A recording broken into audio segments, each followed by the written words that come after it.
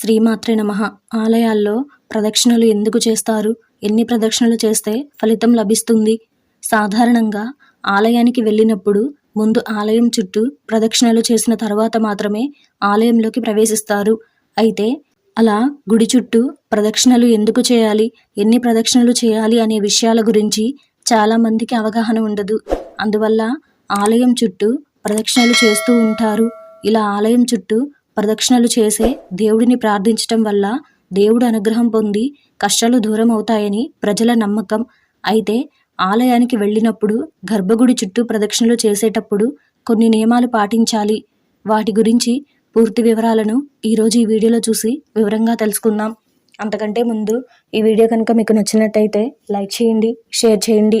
అలాగే మరెన్నో ఆధ్యాత్మిక విషయాల కోసం మన ఛానల్ని సబ్స్క్రైబ్ చేసుకోండి.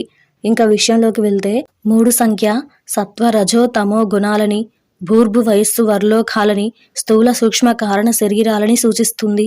సాధారణంగా గర్భగుడి చుట్టూ ప్రదక్షిణం చేసేటప్పుడు చేతులు రెండూ జోడించి నమస్కార ముద్రతోనే ప్రదక్షిణలు చేయాలి. గుడిలో, గర్భగుడిలో ధ్వజస్తంభాల చుట్టూ ప్రదక్షిణలు చేయాల్సి ఉంటుంది. ఇక అరుణాచలం వంటి క్షేత్రాలలో కొండ మొత్తానికి ప్రదక్షిణం చేస్తారు. దానిని గిరి ప్రదక్షిణం అంటారు. శ్రీకృష్ణుడు ఇంద్రయాగం మానిపించి గోవర్ధన పర్వతానికి ప్రదక్షిణ చేయమని చెప్పి చేయించాడు. అయితే గుడికి వెళ్ళినప్పుడు కొంతమంది 3 ప్రదక్షిణలు, మరికొంతమంది 5, 9, 11 ఇలా వారికి తోచినన్ని ప్రదక్షిణలు చేస్తూ ఉంటారు. మరికొంతమంది వారి మొక్కు తీర్చుకోవడానికి 108 ప్రదక్షిణలు చేస్తూ ఉంటారు. ఇలా భక్తులు వారి మొక్కులు తీర్చుకోవడానికి వారికి తోచినన్ని ప్రదక్షిణలు చేస్తూ ఉంటారు. అయితే గుడికి వెళ్ళిన ప్రతి భక్తుడు 3 ప్రదక్షిణలు తప్పకుండా చేయాలి. 3 ప్రదక్షిణలు చేసిన తర్వాత ఆ పైన బేసి సంఖ్యలో ఎన్ని ప్రదక్షిణలు చేసినా కూడా మంచి ఫలితం ఉంటుంది.